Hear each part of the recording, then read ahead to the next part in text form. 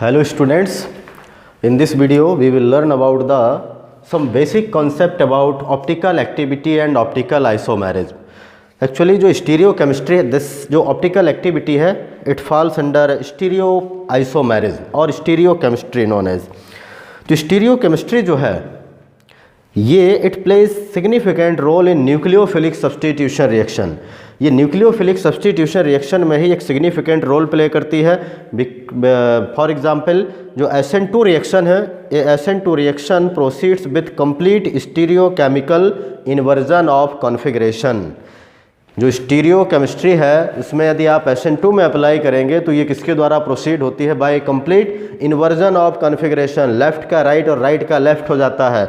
While जो SN1 reaction होती है proceeds with racemization in case of optical isomers. यदि वो कंपाउंड कैसे हैं? ऑप्टिकली एक्टिव सब्सटेंस हैं। तो इन सबको जानने के लिए, इस कॉन्सेप्ट को समझने के लिए, इन्वर्जन ऑफ कॉन्फ़िगरेशन और रैशमाइजेशन को समझने के लिए हमें कुछ बेसिक स्टीरियो केमिकल जो टर्म्स हैं उनके बारे में पढ़ने की भी ज़रूरत है। जैसे सबसे पहले है प्लेन पोलराइज्ड लाइट। तो what is plane polarised light? ये आपने स्टीरियो आइसोमर्स प्रीवियस क्लास में भी पढ़े हुए हैं थोड़ा सा कि स्टीरियो आइसोमर्स का फॉर्मेशन कैसे होता है। तो फर्स्ट हम पढ़ेंगे प्लेन पोलराइज्ड लाइट क्या होती है। तो प्लेन पोलराइज्ड लाइट होती है the light whose electric field oscillate only in one plane. Generally क्या होती है? जो लाइट होती है it vibrating, its electric field vibrates in all directions. जैसे ये है, मान लीजिए point of source of light, यहाँ से इलेक्ट्रिक फील्ड जो है ये हर एक डायरेक्शन में होती है। This is known as ordinary light. इसको हम ऑर्डिनरी लाइट या फिर नॉर्मल लाइट भी बोल सकते हैं। तो ये ऑर्डिनरी लाइट में प्लेन क्या है? हर एक डायरेक्शन में अभी ये वाइब्रेट हो रही है। यदि हम इसको किससे पास कराते हैं? निकोल प्रिज्म से पास कराते हैं। निकोल प्रिज्म का यूज़ एज ए पोलराइज़र किया जाता है और ये है निकोल प्रिज्म। स्पेशल प्रिज्म बनाया गया है निकोल प्रिज्म और ये इसका नाम है एक्चुअल में पोलराइज़र। तो ये पोलराइज करने का काम करता है। मीन्स ये ऑल वाइब्रेटिंग प्लेन्स, सिर्फ यहाँ से जब लाइट इससे पास होगी निकोल प्रिज्म से या पोलराइज़र से तो सिर्फ एक ही प्लेन की लाइट जो है बचेगी, बाकी अदर प्लेन्स की लाइट को कट ऑफ कर दिया जाता है। तो इससे आपको मिलेगा ये इस तरह की लाइट, सिर्फ only vibrating in one plane. इस लाइट को ही हम क्या बोलेंगे? Plane polarised light.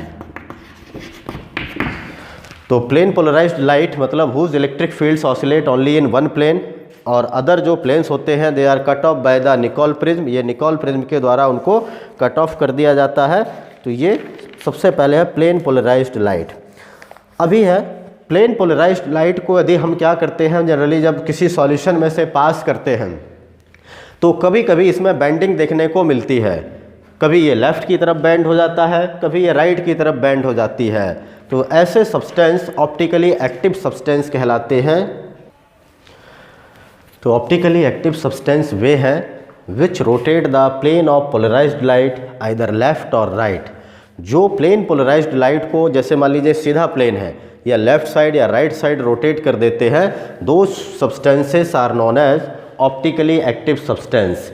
एंड जो इस तरह से रोटेट नहीं कर पाते हैं प्लेन पोलराइज्ड लाइट को, सीधे उसी प्लेन में ही रहने देते हैं उससे पास होने के बाद भी, तब भी वो कहलाते हैं ऑप्टिकली इनएक्टिव सब्सटेंस। उन्हें हम एक्टिव नहीं बोल सकते हैं क्योंकि वो लाइट के साथ इंटरेक्शन नहीं कर रहे हैं। और जो ऑप्टिकल एक्टिविटी है means the property of a substance by virtue of which it rotates the plane of polarised light. मतलब वो प्रॉपर्टी किसी सब्सटेंस की जिस प्रॉपर्टी के द्वारा ये प्लेन ऑफ पोलराइज्ड लाइट को रोटेट करता है, that property is called optical activity. इसे हम ऑप्टिकल एक्टिविटी का नाम देते हैं। और ये जो अब कितना वो लेफ्ट में रोटेट करेगा या राइट में रोटेट करेगा, मीन्स उसका जो मैग्नीट्यूड ऑफ रोटेशन है और डायरेक्शन ऑफ रोटेशन है, these are measured by an instrument known as polarimeter. इसको हम पोलैरीमीटर के द्वारा मेज़र कर सकते हैं। तो जो पोलैरीमीटर होता है instrument to measure direction and magnitude of rotation. इसमें दो निकोल प्रिज्म लेते हैं, सोर्स ऑफ लाइट भी होता है और एक सैंपल ट्यूब है जिसमें हम क्या करते हैं, सॉल्यूशन को रख देते हैं। तो इसके लिए देखिए पोलैरीमीटर किस तरह से अरेंजमेंट रहता है। ये है सोर्स ऑफ लाइट जो कि सभी ऑल डायरेक्शंस में है, मतलब एक ऑर्डिनरी लाइट है ये, या इसको हम लिख सकते हैं सोर्स ऑफ लाइट। यहाँ से हमें लाइट मिलेगा, इसको हम किससे पहले पास कराते हैं, तो यहाँ पर दो निकोल प्रिज्म लगते हैं, एक यहाँ पर, इसको बोलते हैं पोलराइज़र। ये भी एक तरह से, इसका भी नाम क्या है, निकोल प्रिज्म है। और यहाँ से हमें क्या मिलेगा, प्लेन पोलराइज्ड लाइट मिलेगी। ये इसका पूरा वर्किंग सेट है, ये है प्लेन पोलराइज्ड लाइट। ये एक्चुअल में, ये तो हमें यहाँ से ऑब्टेन्ड हो रही है प्लेन पोलराइज्ड लाइट। तो इसको हम आगे पास करा देंगे, किसमें से, एक सैंपल ट्यूब है, उस ट्यूब में सॉल्यूशन को रखा गया है। तो ये ट्यूब है, यहाँ पर होता है सॉल्यूशन, और ये सॉल्यूशन से जब ये rays plane polarised light pass होती है, उसके पास होने के बाद फिर एक निकोल प्रिज्म लगाते हैं जिसका नाम है एनालाइज़र। एनालाइज़र मतलब हमारे आई पीस लेंस की तरह काम करेगा, आँख के पास में होगा ये।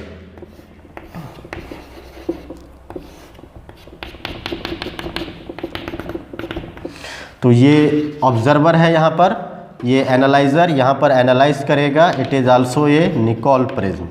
तो इस पूरे अरेंजमेंट को हम क्या बोलते हैं, पोलैरीमीटर बोला जाता है, जिसके द्वारा उसके डायरेक्शन और मैग्नीट्यूड को हम मेज़र कर सकते हैं, किस डायरेक्शन में रोटेट किया है या कितना मैग्नीट्यूड के द्वारा, कितने मैग्नीट्यूड के साथ उसे रोटेट किया गया है। This is measured by polarimeter. तो ये इसमें एक पोलैरी, और जैसे अभी मान लीजिए ये जो लाइट है ना यहाँ पर, या तो इस तरफ मुड़ जाएगी या फिर ऐसे मुड़ जाएगी, किसी न किसी एक डायरेक्शन में हमको ये मुड़ी हुई नज़र आएगी, या तो लेफ़्ट में या फिर राइट में। अब यदि मान लीजिए और कोई ऑप्टिकली एक्टिव सब्सटेंस है वहाँ पर, यदि वो राइट में रोटेट करता है तो हम उसे बोलते हैं डेक्स्ट्रो रोटेटरी, और यदि लेफ्ट में रोटेट करता है that substance is known as laevorotatory optical active compound या सब्सटेंस। तो ये 2 आइसोमर्स होते हैं, ऑप्टिकल आइसोमर्स हैं, मीन्स एक तो हो सकते हैं डेक्स्ट्रो रोटेटरी और दूसरे होते हैं लीवो रोटेटरी। तो लैटिन वर्ड में डेक्स्टर का मीनिंग होता है राइट, एंड जो डेक्स्ट्रो रोटेटरी कंपाउंड्स हैं या सब्सटेंसेस हैं, they are assigned by a symbol, या तो आइदर स्मॉल डी और बाय प्लस साइन, या तो स्मॉल डी के द्वारा या प्लस साइन के द्वारा इनको इंडिकेट किया जाता है डेक्स्ट्रो रोटेटरी सब्सटेंस को। And the substances which rotate the plane of polarised light towards right. यदि मान लीजिए इस तरह से है, ये प्लेन पोलराइज्ड लाइट है, और ये एक कंपाउंड में पास करने के बाद यदि इनको हम इस तरह से पाते हैं, ये राइट साइड में यदि मान लीजिए कि मुड़ जाते हैं, तो ये कहलाएगा डेक्स्ट्रो रोटेटरी सब्सटेंस। तो ये राइट की तरफ चले गए। इसी तरह से होते हैं दूसरे laevorotatory substances, and they are assigned by symbol small L और बाय द माइनस साइन, या तो माइनस साइन के द्वारा या स्मॉल एल के द्वारा। और लैटिन वर्ड में लेवस का मीनिंग होता है लेफ्ट। तो ये वहीं से बने हुए हैं शब्द लीवो रोटेटरी और dextrorotatory, means the substance which rotate the plane of polarised light towards left, they are called laevorotatory substance.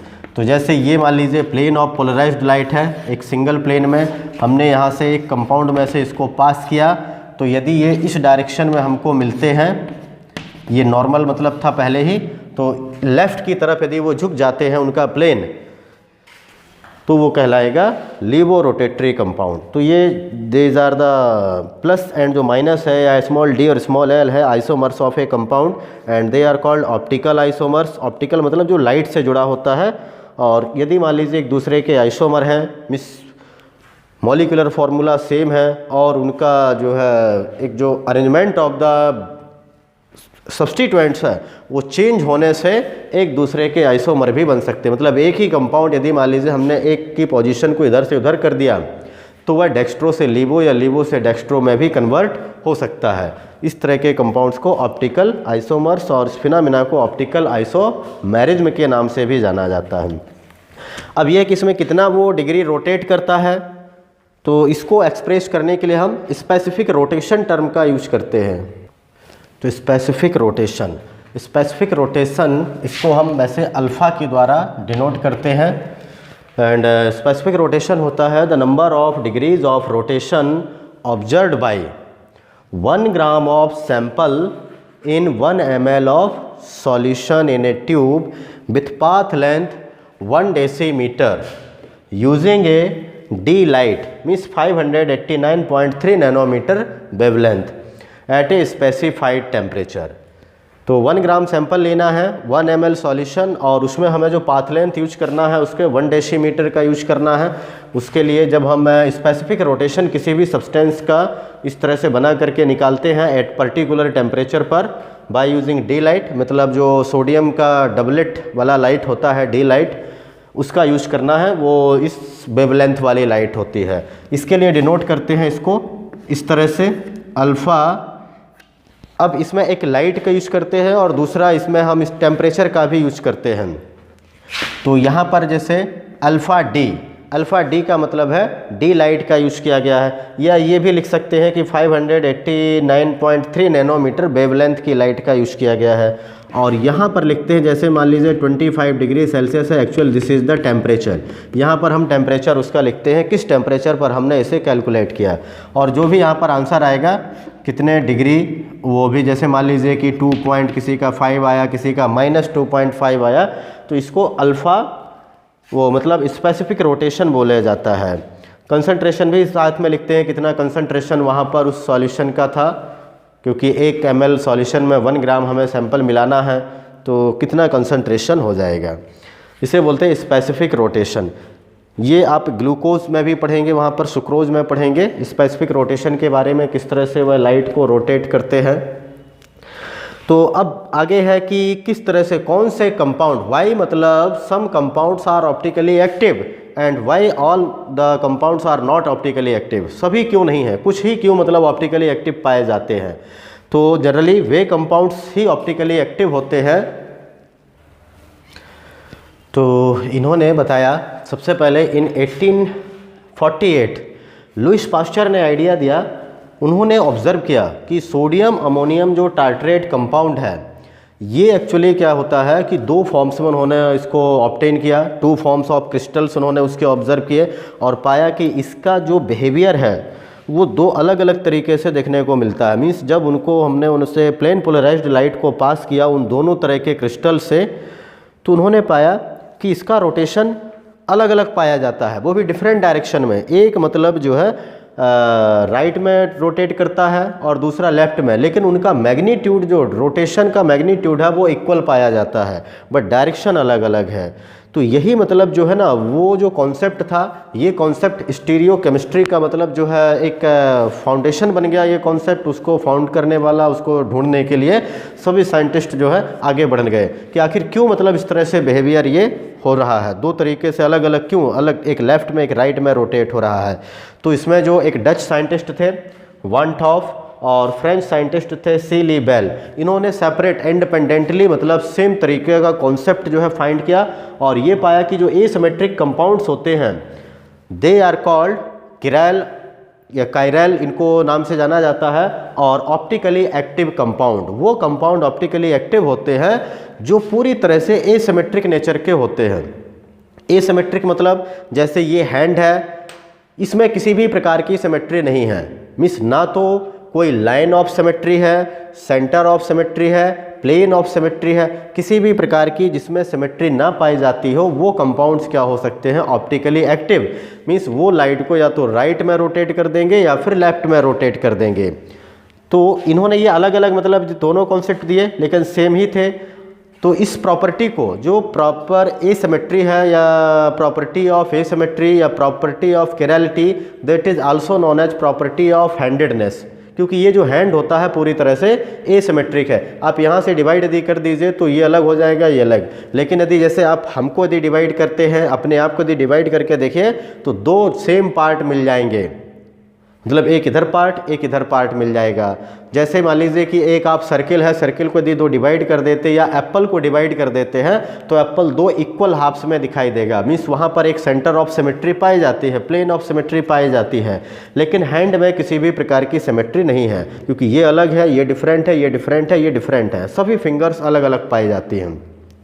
तो ये इन्होंने भी ऑब्जर्व किया और ये पाया कि जो कार्बन यदि मान लीजिए कि ये टेट्रावैलेंसी नेचर के तो सभी कार्बन ही होते हैं, and if the carbon bonded by 4 different substituents, मतलब यहाँ का सब्सटीट्यूएंट अलग है, ये अलग है, ये अलग है, ये अलग है, ए बी सी डी, ये चारों मतलब डिफरेंट सब्सटेंस से जुड़े हुए हैं, then this carbon is known as chiral centre. इसको हम किसके नाम से जानते हैं?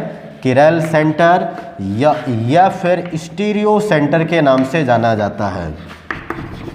तो या तो स्टीरियो सेंटर या किरैल सेंटर, एंड ये कंपाउंड पूरा कैसा हो जाएगा? ऑप्टिकली एक्टिव हो जाएगा। यदि मान लीजिए कार्बन में क्या होता है कि कार्बन के जो चारों बॉन्ड डिफरेंट सब्सटीट्यूएंट से जुड़े हैं, फॉर एग्जांपल जैसे ये COH है, एक COOH है, एक CH3 है और एक H है।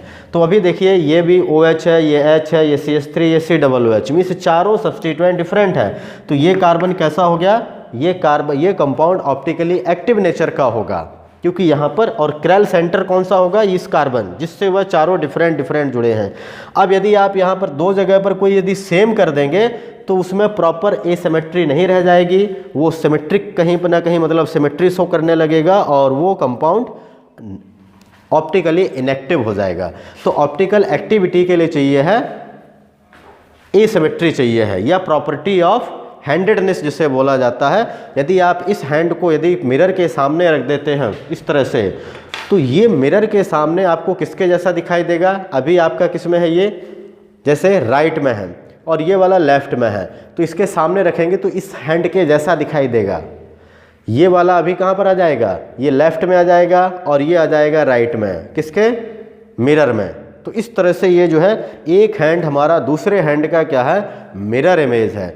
इसी तरह से ये जो ऑप्टिकली एक्टिव कंपाउंड है या जिनमें स्टीरियो सेंटर पाया जाता है या एसिमेट्रिक कार्बन होता है या जिसको हम बोलते हैं कि किरैल सेंटर पाया जाता है, वो भी यदि मान लीजिए उनके मिरर इमेज एक दूसरे के ऊपर सुपर इम्पोज नहीं होते हैं, जैसे इसको हम एक दूसरे के ऊपर सुपर इम्पोज नहीं, ये दोनों एक दूसरे के मिरर इमेज तो हैं लेकिन सुपर इम्पोज नहीं हो सकते, मतलब इनको फिर से ऐसे रोटेट करके एक दूसरे के ऊपर नहीं लाया जा सकता, जैसे इस तरह से। तो ये सुपर इम्पोजिबिलिटी की प्रॉपर्टी ऐसी कि सेम डायरेक्शन में होना चाहिए। इस तरह से हम एक दूसरे को यदि उनके ऊपर सुपर इम्पोज नहीं कर पा रहे हैं, मतलब ये दोनों एक दूसरे के क्या हो गए? एनेंशियोमर्स कहलाते हैं और ऑप्टिकली एक्टिव नेचर के होते हैं। यदि वो एक दूसरे के ऊपर उनके मिरर इमेज सुपर इम्पोज हो जाएं, एक दूसरे के यदि मिरर इमेज यदि सुपर इम्पोज हो जाते हैं, तब वो फिर ऑप्टिकली एक्टिव नहीं रह जाएंगे, वो फिर ऑप्टिकली इनएक्टिव होंगे। तो ऑप्टिकली एक्टिव वही है जिनमें मतलब यदि हम कार्बन कंपाउंड्स में लेते हैं जिनके कार्बन डिफरेंट बॉन्ड से जुड़े रहते हैं। तो जो कायरैल है KYRAL, इस तरह से इसका प्रोनाउंसिएशन है कायरैल, और ये चेयर वर्ड से बना हुआ है जिसका मीनिंग होता है ग्रीक में हैंड।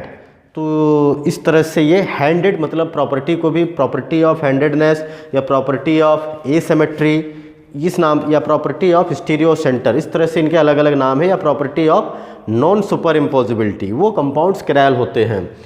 तो the molecule which are not superimposable on its mirror image, जब एक दूसरे के जो मिरर इमेज, ये जैसे इस हाथ का ये हाथ मिरर इमेज होता है, या ये वाला लेफ़्ट वाला राइट और राइट लेफ़्ट वाला एक दूसरे के मिरर इमेज हैं, ये लेकिन एक दूसरे के ऊपर दोनों सुपर इम्पोज नहीं होते हैं। तो the molecule which are not superimposable on its mirror image are called chiral molecule, उनको हम कायरैल मॉलिक्यूल के नाम से जानते हैं।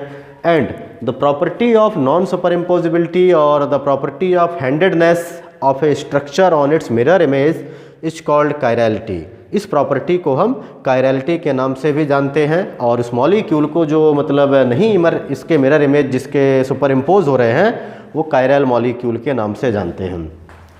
अब कार्बन में कौन सा मॉलिक्यूल, तो जितने भी कायरैल सेंटर होते हैं जनरली वो कंपाउंड्स ऑप्टिकली एक्टिव होते हैं।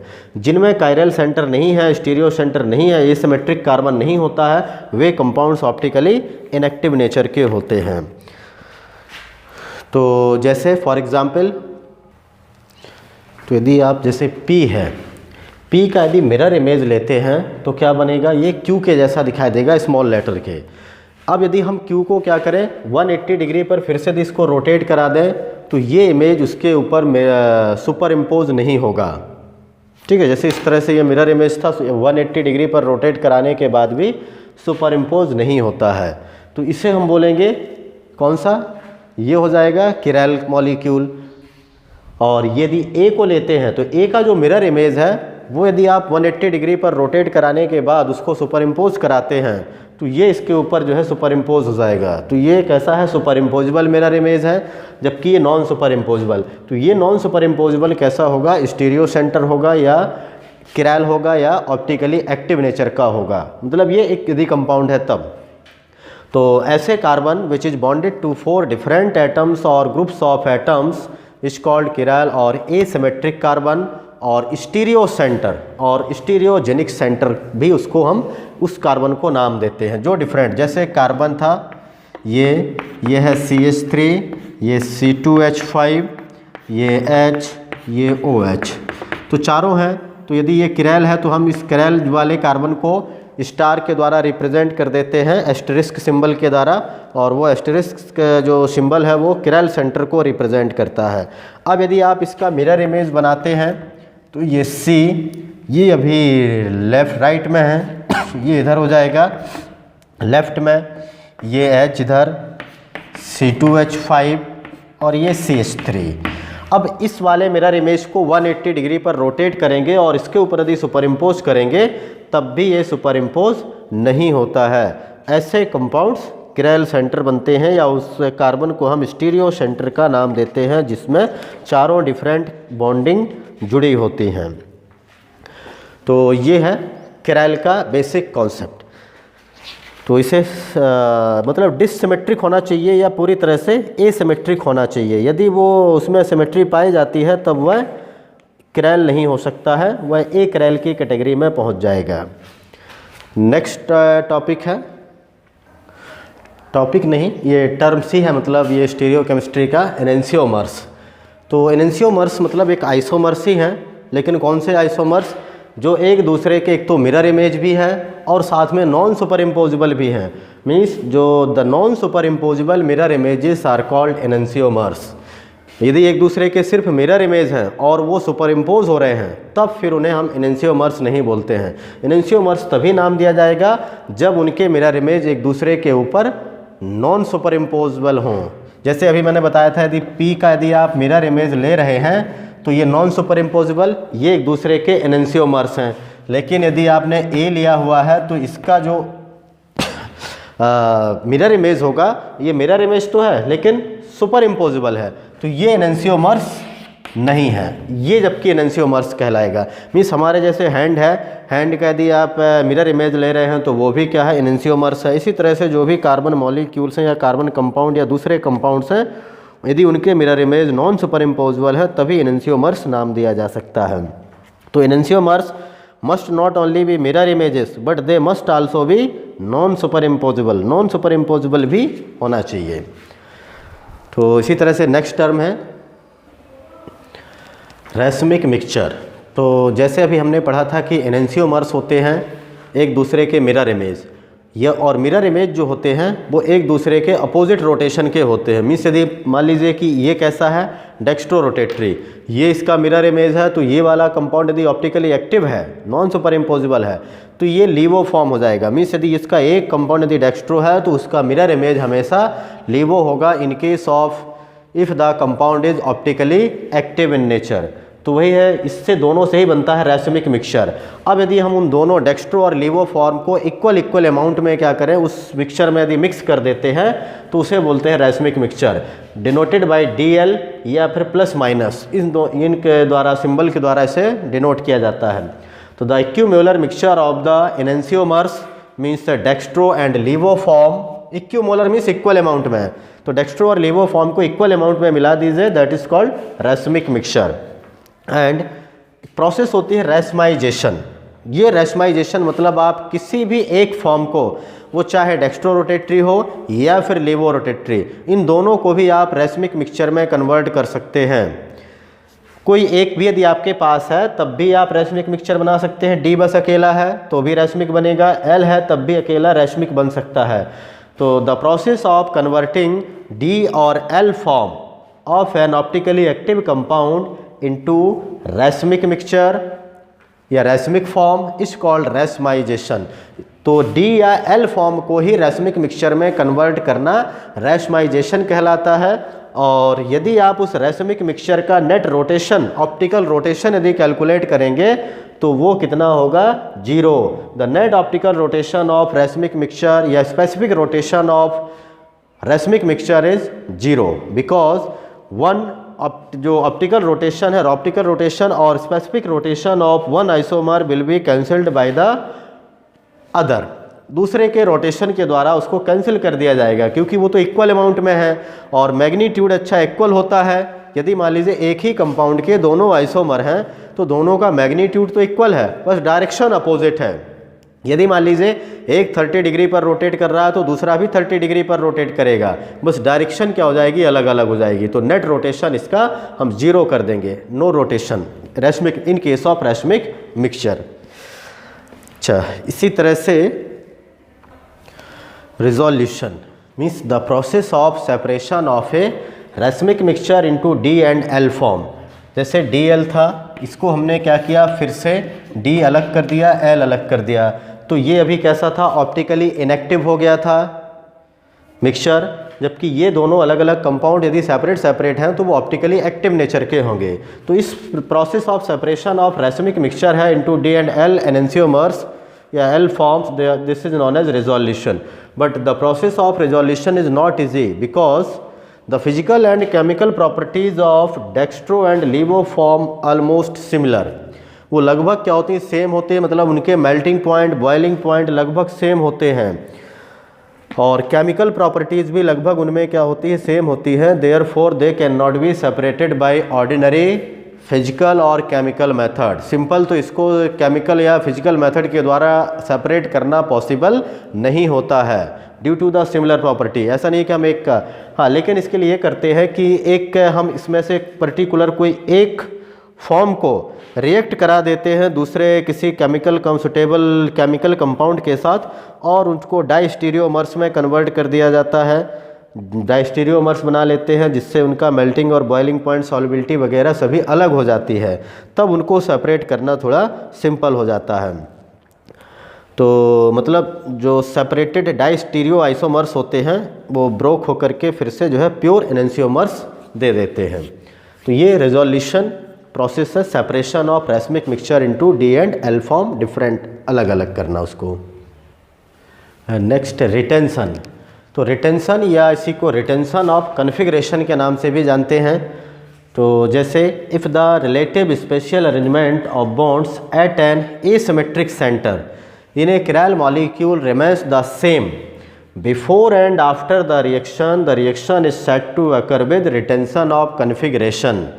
जैसे रिएक्शन कोई होती है और यदि मान लीजिए रिएक्शन हो रही है तो उसमें क्या होता है, जो relative spatial arrangement of bonds है, मतलब जो ये परटेन्स टू द स्पेस, वहाँ पर स्पेस इसका चेंज हो सकता है।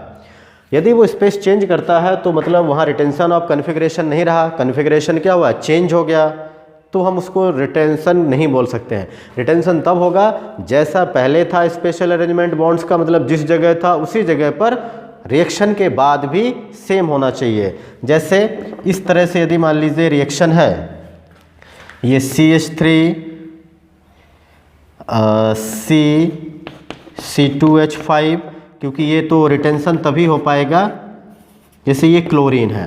हम यहाँ पर क्या करते हैं, ये हाइड्रोक्सिल एक न्यूक्लियोफाइल ले रहे हैं, इसके द्वारा इसको रिएक्शन करा रहे हैं। तो रिएक्शन कराने पर हमें यदि मान लीजिए CH3 उसी जगह पर मिलता है, C2H5 भी सेम जगह पर मिलता है, हाइड्रोजन का भी अरेंजमेंट सेम है, और जहाँ से क्लोरीन जहाँ पर जुड़ा हुआ था वहाँ पर सिर्फ क्या आ जाए, OH आ जाए। तो इसमें क्या हुआ, किसी भी प्रकार का कन्फिग्रेशन चेंज नहीं हुआ। हाँ, यदि CH3 की पोजीशन इधर आ जाती है और OH इधर आ जाता है, मतलब कन्फिग्रेशन चेंज हो गया। तो लेकिन यहाँ किसी भी प्रकार का कन्फिग्रेशन चेंज नहीं हुआ।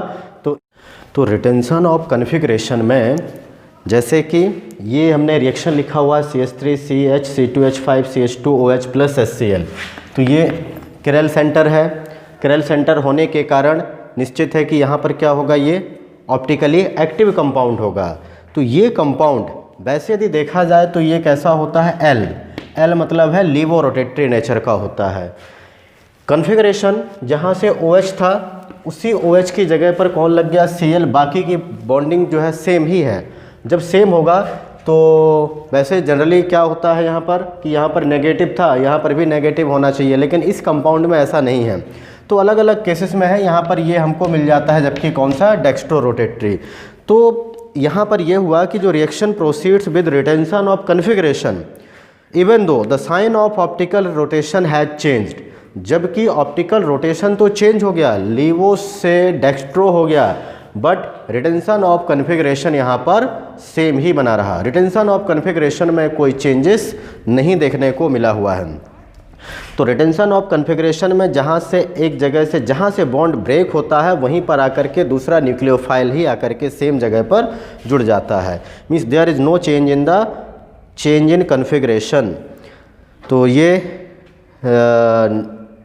स्टीरियो सेंटर जो था जहाँ से बॉन्ड ब्रेक हुआ था जिस जगह से वहीं पर ही जुड़ता है, रिटेंशन ऑफ कॉन्फ़िगरेशन कहलाएगा। तो आगे है, जैसे अब हम यदि किसी रिएक्शन के बारे में पढ़ते हैं तो outcomes of the reaction in case of optically active compounds में क्या क्या मिल सकते हैं। तो एक तो हो सकता है प्रोडक्ट, जैसे रिटेंशन ऑफ कॉन्फ़िगरेशन रिएक्शन में। दूसरा हो सकता है इन्वर्जन ऑफ कॉन्फ़िगरेशन, मतलब जो कॉन्फ़िगरेशन में रिएक्टेंट का कॉन्फ़िगरेशन है वो पूरी तरह से यदि क्या हो जाए, चेंज हो जाए, अपोजिट हो जाए, इस फिनोमेना को बोलेंगे इन्वर्जन ऑफ कॉन्फ़िगरेशन। जैसे आपने क्या देखा होगा, अम्ब्रेला देखा है। तो अम्ब्रेला जनरली क्या होता है, सीधा होता है। जब कभी हवा आती है तेज़ी से तो यदि मान लीजिए छाता पूरा उल्टा हो जाए तो वो यदि अम्ब्रेला उल्टा हो गया, इसका मतलब क्या हुआ, पूरा कॉन्फ़िगरेशन चेंज हो गया, जो नीचे पोजीशन थी वो अभी ऊपर पहुंच गई है। तो इस तरह से इस फिनोमेना को इन्वर्जन जो ऑफ अम्ब्रेला हो रहा है उसी तरह से यहाँ पर भी होता है इन्वर्जन ऑफ कॉन्फ़िगरेशन। और इन्वर्जन ऑफ कॉन्फ़िगरेशन में ऑप्टिकल रोटेशन भी कई बार क्या होता है, चेंज हो जाता है। हाँ, यहाँ पर भी जैसे हमने अभी जो रिटेंशन ऑफ कॉन्फ़िगरेशन पढ़ा है, यहाँ पर भी आपको ऑप्टिकल रोटेशन चेंज हो भी सकता है और नहीं भी होता है। कई बार जैसे इधर भी डेक्स्ट्रो लिया, इधर भी डेक्स्ट्रो मिलता है, लीवो का लीवो, जनरली केस में यही होता है। रिटेंशन वाले में मोस्टली तो क्या होता है, लेकिन ऐसा हमेशा नहीं है, जनरली डी का डी ही मिलता है, एल का एल ही मिलता है मेन रूप से। लेकिन सम टाइम क्या हो सकता है, कुछ केसेस में डी से हमें एल भी मिला हुआ है और एल से क्या मिलता है, डी भी मिलता है, लेकिन जनरली इस तरह से मिलता है। डेक्स्ट्रो यदि रिएक्टेंट है तो डेक्स्ट्रो प्रोडक्ट, लीवो रिएक्टेंट है तो लीवो प्रोडक्ट। लेकिन ये यदि इन्वर्जन ऑफ कॉन्फ़िगरेशन ले रहे हैं तो इन्वर्जन ऑफ कॉन्फ़िगरेशन में कॉन्फ़िगरेशन लगभग चेंज ही हो जाता है। A process in which the configuration of spatial arrangement of bond in an atom is reversed at a centre of chirality. जहाँ पर जिस कार्बन पर चिरैलिटी है वहाँ पर उस पर क्या होता है, पूरा का पूरा स्पेशियल अरेंजमेंट रिवर्स हो जाता है। तो इसे हम बोलते हैं, इस फिनोमेना को, इन्वर्जन ऑफ कॉन्फ़िगरेशन, और इसको वाल्डन इन्वर्जन के नाम से भी जाना जाता है, क्योंकि ये एक साइंटिस्ट के नाम पर है, वाल्डन इन्वर्जन, जिनके द्वारा ये दिया गया था, इसलिए इसका नाम वाल्डन इन्वर्जन भी कहलाता है। अच्छा, अभी देखिए इसमें जैसे किस तरह से कॉन्फ़िगरेशन पूरी तरह से चेंज होता है। जैसे CH3 C2H5H, और यहाँ पर मान लीजिए कि हमने क्या लिया हुआ है, ब्रोमीन है, इसको रिएक्शन कराया एक्वस KOH के साथ, ये इसके साथ ट्रीट हो रहा है। इसके साथ रिएक्शन करने से किसका फॉर्मेशन हुआ, OH। लेकिन जो OH की पोजीशन है यदि ये मान लीजिए कि चेंज हो जाती है, रिवर्स हो जाती है, जैसे ये है CH3 और ये आ गया यहाँ पर OH, ये C2H5H और यहाँ पर हो गया ये C2H5। तो जस्ट क्या हो गया, यहाँ पर ये राइट में था जबकि वहाँ पर क्या हो गया, लेफ़्ट में आ गया। तो देखिए यहाँ पर ये जस्ट रिवर्स हो गया, इसे हम इन्वर्जन ऑफ कॉन्फ़िगरेशन बोलते हैं। और ऐसे केस में जनरली क्या होता है, dextro rotatory compound converted into levo rotatory और levo rotatory compound converted into dextro rotatory. तो ये डेक्स्ट्रो रोटेटरी से जनरली लीवो में बदल जाता है और लीवो वाला डेक्स्ट्रो में कन्वर्ट हो जाता है, मीन्स इनका ऑप्टिकल रोटेशन चेंज हो जाता है। मोस्टली चेंज ही होता है इन्वर्जन ऑफ कन्फिग्रेशन में, और साथ में कन्फिग्रेशन तो हमेशा ही चेंज होगा, तभी वो इन्वर्जन ऑफ कन्फिग्रेशन कहलाएगा। रिटेंशन ऑफ कन्फिग्रेशन में भी वही है, लगभग ऑप्टिकल रोटेशन भी सेम रहता है, लेकिन कुछ केसेस में ऑप्टिकल रोटेशन चेंज होता है, कन्फिग्रेशन चेंज नहीं है। लेकिन यहाँ पर ये कन्फिग्रेशन रिवर्स, साथ में ऑप्टिकल रोटेशन भी कई बार हमें चेंज होने को देखने को मिलता है। तो जनरली जब हम SN2 रिएक्शन पढ़ते हैं तो वहाँ पर वो इन्वर्जन ऑफ कन्फिग्रेशन ही देखने को मिलता है। और एक हमने इसके पहले अभी रैस्माइजेशन भी पढ़ा था, रैस्मिक मिक्सचर। उस रैस्मिक मिक्सचर में मतलब जो टोटल नेट हम ये देखते हैं ऑप्टिकल रोटेशन वह 0 होता है, क्योंकि उसमें इक्विमोलर मिक्सचर पाया जाता है। तो नेक्स्ट हम पढ़ेंगे stereo chemical aspects in SN1 and SN2 reaction. Stereo chemical aspects of nucleophilic substitution reaction. तो हमें यहाँ पर प्रोडक्ट अलग अलग मिल सकते हैं। कोई रिएक्शन होती है, जैसे एक तो यदि मान लीजिए हम सिर्फ किसके लिए किस केस में ये पढ़ रहे हैं, ऑप्टिकल जो एक्टिव कंपाउंड्स हैं उनके लिए है। तब हमें ऑप्टिकल एक्टिव कंपाउंड्स में प्रोडक्ट के रूप में डेक्स्ट्रोरोटेटरी भी मिल सकता है, लिबोरोटेटरी हो सकता है, और रैस्मिक मिक्सचर भी मिल सकता है। लेकिन ये जो प्रोसेस होती हैं SN2 रिएक्शन और SN1 रिएक्शन, इसके साथ में जो प्रोसीड होगी रिएक्शन वो किसके द्वारा होती है, मतलब यहाँ पर रिटेंशन ऑफ कन्फिग्रेशन रहेगा, या इन्वर्जन ऑफ कन्फिग्रेशन हो जाएगा, या फिर रैस्मिक मिक्सचर मिल जाएगा। मीन्स दोनों चीज़ें मिल सकती हैं यहाँ पर। तो देखिए सबसे पहले पढ़ते हैं stereo chemical aspects in SN2 reaction, substitution nucleophilic bimolecular reaction के लिए। तो आप जानते हैं जो बाईमॉलिक्यूलर रिएक्शन है दे अकर्स इन सिंगल स्टेप। ये सिंगल स्टेप रिएक्शन है, एक ही स्टेप में पूरी हो जाती है, और ये बाईमॉलिक्यूलर मतलब 2 मॉलिक्यूल पर रेट डिटरमाइनिंग स्टेप इसमें इन्वॉल्व होता है। तो फर्स्ट सबसे पहले तो इसमें रिएक्शन देखते हैं एक ऑप्टिकली एक्टिव कंपाउंड लेकर के, जैसे CH3 C2H5, और ये है जैसे क्लोरीन। एक्वस KOH के साथ रिएक्शन लिया, इसको हीट किया गया। तो सिंगल स्टेप रिएक्शन में हमने क्या पढ़ा हुआ था कि जब ये अटैक करता है तो इन SN2 रिएक्शन जो न्यूक्लियोफाइल है it attacks from opposite side of the halogen atom. Halogen atom के अपोजिट साइड से अटैक करता है, तो यहाँ से अटैक करता है। इस कंडीशन में ये थोड़ा कन्फिग्रेशन चेंज होता है ट्रांजिशन स्टेट पर, बट ये बहुत ही अनस्टेबल होने के कारण ये क्लोरीन और OH यहाँ पर आ जाएगा। ये अनस्टेबल है, फर्दर ही बहुत क्विकली ये रिएक्शन क्या हो जाएगी, यहाँ पर फास्ट हो जाएगी ये रिएक्शन, और फास्ट होने से H, ये OH, CH3 और ये C2H5। तो कन्फिग्रेशन यहाँ चेंज हो गया, ये राइट में था जबकि यहाँ पर किस में आ गया, ये लेफ्ट में आ गया। तो ऐसे केस में देखिए हमें क्या मिला प्रोडक्ट, ये कौन सी रिएक्शन हो जाएगी, inversion of configuration. Inversion of configuration के द्वारा ये रिएक्शन प्रोसीड होती है। और यदि मान लीजिए यहाँ पर क्या था, यदि ये लिबोरोटेटरी है तो जनरली हमें क्या मिल जाता है, यहाँ पर प्रोडक्ट मिलेगा डेक्स्ट्रो, और यदि ये रिएक्टेंट डेक्स्ट्रो है तो फिर मिलेगा हमें प्रोडक्ट लिबो। ये जनरल मतलब पाया जाता है। तो जो SN2 रिएक्शन है in case of optically active halides are accompanied by inversion of configuration. यहाँ पर जो प्रोडक्ट होंगे या जो रिएक्शन चलती हैं इन्वर्जन ऑफ कन्फिग्रेशन यहाँ देखने को मिलता है इन केस ऑफ SN2। और इसी तरह से हम यदि SN1 रिएक्शन में देखें तब SN1 रिएक्शन मीन्स वो जो कि डबल स्टेप की रिएक्शन है, 2 स्टेप रिएक्शन होती है। In case of optically active halide compound, the SN1 mechanism proceeds through racemization. How? आपने ये पढ़ा हुआ है, this is a 2 step reaction, ये डबल स्टेप में रिएक्शन कंप्लीट होती है। एक जैसे एग्जाम्पल लेकर के करते हैं यहाँ पर CH3 H C2H5 Br। ये हमने क्या लिया हुआ है, एक रिएक्टेंट लिया जिसमें किरैल सेंटर है इस कार्बन पर, और इसमें न्यूक्लियोफाइल के द्वारा इसे क्या किया है, सब्स्टिट्यूट कराना है।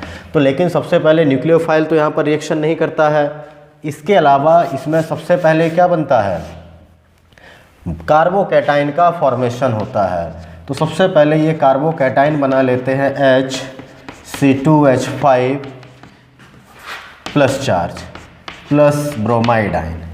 ये कार्बोकैटाइन पर जब कोई न्यूक्लियोफाइल अटैक करता है तो कहाँ कहाँ से अटैक होता है इसमें, ये रिएक्शन फास्ट होती है SN1 में, जबकि पहला स्टेप स्लो होता है।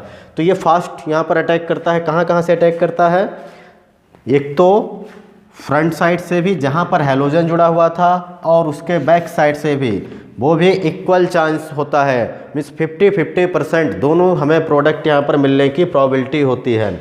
अब यदि ऑप्टिकली एक्टिव कंपाउंड है तो 50% कहाँ पर जुड़ेगा, OH राइट साइड में। यदि ऑप्टिकली एक्टिव नहीं है तब तो वो क्या हो जाएगा, उसके मिरर इमेज एक दूसरे के ऊपर सुपर इम्पोज हो जाएंगे, दोनों स्ट्रक्चर सेम माने जाएंगे। लेकिन यदि कंपाउंड ऑप्टिकली एक्टिव हो गया है तब फिर इनके मिरर इमेज एक दूसरे के ऊपर सुपर इम्पोज नहीं होते हैं। तो लेफ्ट में जो जुड़ा होगा OH जिन 50% में, वो अलग कंपाउंड माना जाएगा, और जिस 50% में ये राइट साइड से जुड़ा होगा, राइट मतलब फ्रंट साइड से अटैक किया होगा, वो कंपाउंड डिफरेंट माना जाएगा। तो एक मिलेगा CH3COH HC2H5 प्लस, और दूसरा हो जाएगा CH3COH C2H5H। तो ये हमें दोनों अलग अलग, C2H5 इधर लिख लीजिए, H इधर लिख लीजिए, बाकी जो है चेंज नहीं हुआ है। तो अब यदि मान लीजिए कि ये कैसा था, पहले इसको मान के चलिए कि ये डेक्स्ट्रो रोटेटरी था, तब हमें कंपाउंड में, अब प्रोडक्ट में तो दोनों चीज़ मिल रही हैं, तो इसके जैसा कौन सा है, ये वाला है। तो हो सकता है कि ये डेक्स्ट्रो हो, लेकिन इसका कन्फिग्रेशन चेंज हो गया तो ये वाला लीवो। मीन्स हमारा जो प्रोडक्ट होगा, प्रोडक्ट में तो हमें क्या मिलेगा, दोनों ही चीज़ें मिलेंगी। डेक्स्ट्रो रोटेटरी भी 50% मिलेगा और लेवो रोटेटरी भी 50% मिलेगा, और इस तरह के हम मिक्सचर को क्या बोलते हैं, रैसमिक मिक्सचर। तो यहाँ पर जो SN1 रिएक्शन है, in case of optically active जो है alkyl halide, the reaction accompanied through racemisation process and the product which obtained via SN1 reaction becomes racemic mixture and it is totally optically inactive compound। जब हम इनके अलग अलग कर लेंगे, dextro rotatory, लेवो रोटेटरी, फिर दोनों एक्टिव हो जाएंगे। लेकिन अभी तो ये जब तक मिक्सचर में है तब तक वह कैसे रहेंगे, ऑप्टिकली इनएक्टिव ही रहेगा। तो ये था SN1 रिएक्शन में। तो आपने SN2 सिंगल स्टेप में रिएक्शन होती है, और सिंगल स्टेप होने के कारण अटैक जो होता है वो हैलोजन के अपोजिट साइड से होता है। उसमें रिटेंशन ऑफ, वो इन्वर्जन ऑफ कन्फिग्रेशन पाया जाता है, और कई बार ये ऑप्टिकल रोटेशन भी जनरली चेंज हो ही जाता है, लेवो से डेक्स्ट्रो, डेक्स्ट्रो से लीवो। लेकिन जो SN1 रिएक्शन है, यहाँ पर हमें आपका चाहे मतलब कंपाउंड क्या हो, लीवो हो तब भी रैसमिक मिक्सचर मिलेगा, डेक्स्ट्रो है तब भी क्या मिलेगा, रैसमिक मिक्सचर ही यहाँ पर मिलेगा। तो SN1 रिएक्शन में दोनों ही केस में फाइनल प्रोडक्ट रैसमिक मिक्सचर ही मिलता है। तो ये था आपके stereochemical aspects of SN1 and SN2 reaction. Okay, तो आज के इस वीडियो में इतना ही। Thank you, have a nice day.